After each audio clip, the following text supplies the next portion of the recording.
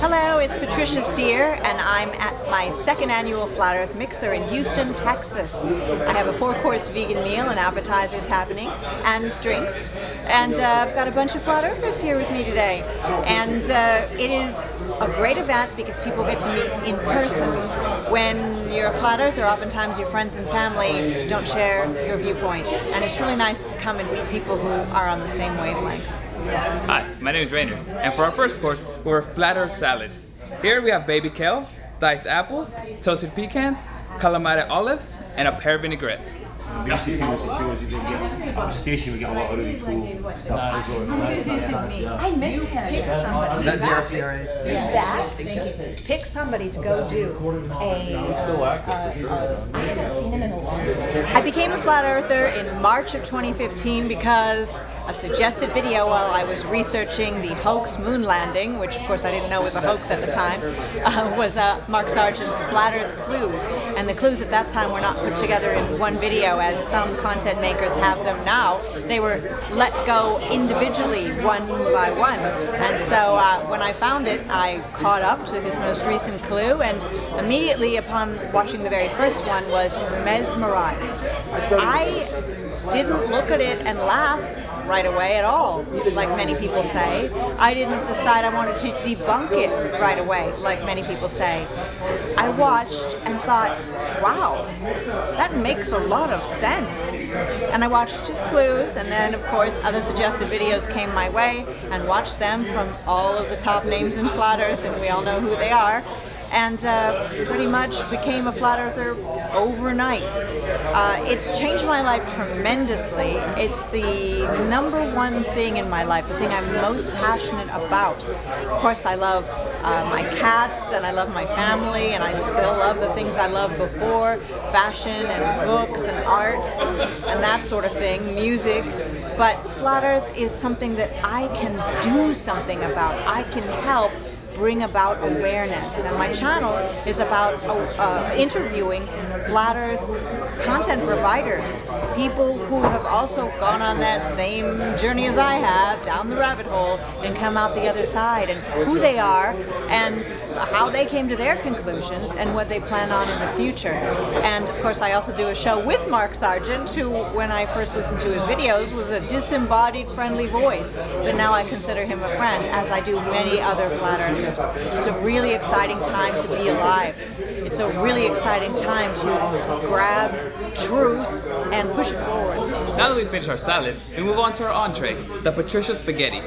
Here we have a butternut squash spaghetti with crispy kale, roasted cauliflower, and roasted tomatoes, topped off with a pesto sauce. I miss him. I haven't seen him He around. stopped doing videos for a while. Yes, he did. And that was because he was having issues with his company and whatever. You know how it is when you're a Flat Earther. And One of the quotes from Douglas Adams was that he thought it was odd that we supposedly lived at the bottom of a gravity well. Really? So he made me cause a Flat Earth? Wow. I started my channel in August of 2015, but I became a Flat Earther early March of 2015. Between March and August, what was I doing? Watching a lot of videos and mulling it over in my head, and at night looking up at the sky and wondering what the moon really was and the stars, and wondering who I really was. And then one day, while I was taking a shower, I said to myself, I wonder who these other people are who are going through the same thing as me. I wonder who David Weiss is. I wonder who Eric Dubay really is, you know, off YouTube. What about Matt Powerland? What about Mark Sargent? And then I thought, well, you've got a radio background. You were a DJ. You were a talk show host. Why don't you ask them? Why don't you start a channel? And then I thought, no one's going to talk to me. I don't have any subscribers. I'm nobody. And then that part of me that's a bit of a rebel said, start a channel and ask. What's the worst that can happen? So after putting it off for a while, I finally started a channel, and I was a bit put off by the technology and didn't really know how to do a YouTube channel, and then figured it out, and it's totally easy. And then the rest came naturally. I contacted Mark Sargent, and I also contacted Eric Dubay. Mark Sargent said yes, Eric Dubay said no. And started doing videos with Stars Our Souls. He doesn't make videos anymore, but many people might remember him. We did a couple shows together, then I went on Mark's show on TFR, Truth Frequency Radio. He interviewed me. He asked me a bunch of questions about who I am as a person, lots of things about my family and my background and my education, and I just had to talk about myself for a long time. It was uncomfortable, but Mark said it was necessary because people might not know who I was, and this would be a great entree to the flat earth world. So I really appreciate that. And then he and I started doing a regular show together that we ended up calling The Secret Show, which airs every Wednesday on my show, Flat Earth and Other Hot Potatoes, my channel on YouTube. When I first started, I really didn't think about subscribers or views or thumbs up or thumbs down. I just wanted to do something. Unlike all of the other conspiracies that I'd looked at in the past, like the hoax moon landing and 9/11 and all the rest.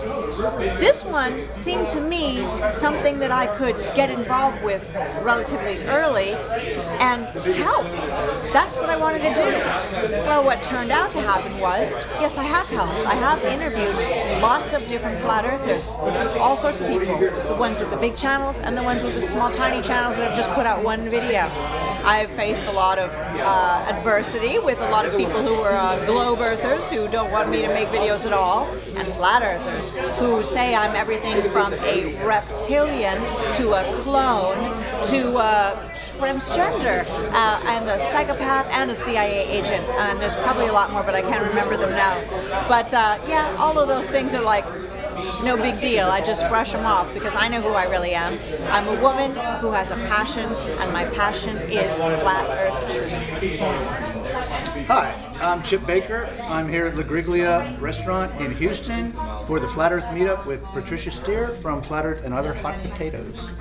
And my name's David, and me and my big dog named Bo came down here from Dallas and to meet Patricia and all the flat earthers, and we're having a good time here. So it's we had a great vegan dinner. It's been real interesting.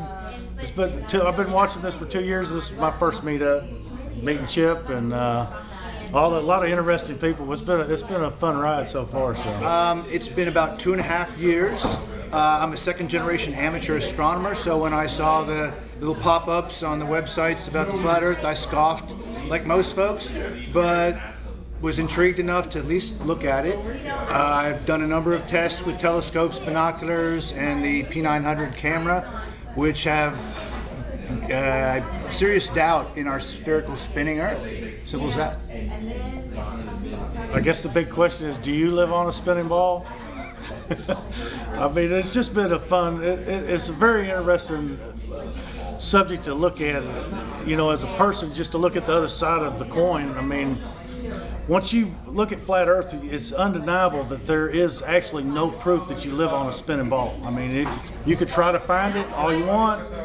A lot of people tell you that you do, but if you actually look into it, there's not 100% proof, and that's why there's a lot of people that believe the Earth's flat out here. So, and that's kind of where we're at, is we've been watching this, waiting on the big proof that's going to come through and just prove this to everybody. It's been an argument that's been going on for generations, but I think with the technology and the stuff that we have now, it might just be something that the elite are going to have to admit to that they've lied about. And I'm not convinced that they're going to do that. Well, no, I'm not convinced they'll do that, but I do believe that it's a very personal journey. Right. And everybody here has done it because they simply chose to look at it, and they were willing to challenge their preconceptions, and they were willing to, you know, look outside the ball, if you will. Well, do you live on a spinning ball? And for example, just a little bit of math here, because that's always very helpful.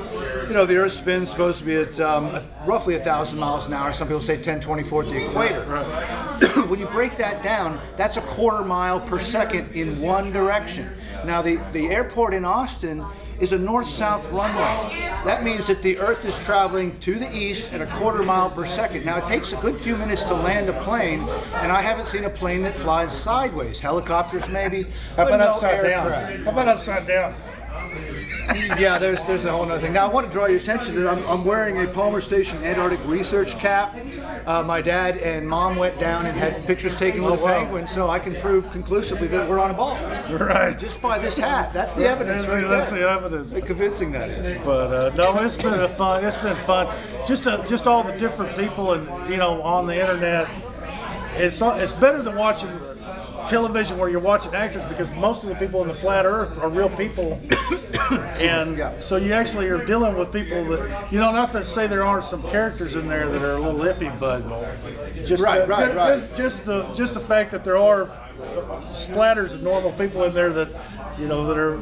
It takes all kinds to make a flat earth. Right, it takes all kinds to make a flat earth. The most rewarding part of being a flat earther and having a YouTube channel is meeting people virtually and sometimes in person from all around the plane. And I didn't say globe there.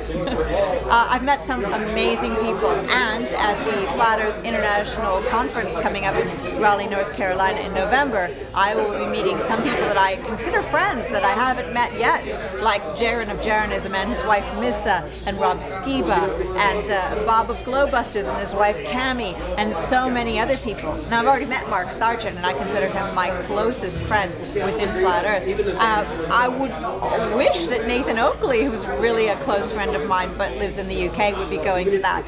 But I'm going to be seeing Nathan Oakley and Martin Liedtke at a Flat Earth mixer that's going on at the Royal Leamington Spa, which is in the UK, and it's not a spa like we Americans think where you have a massage and a pedicure.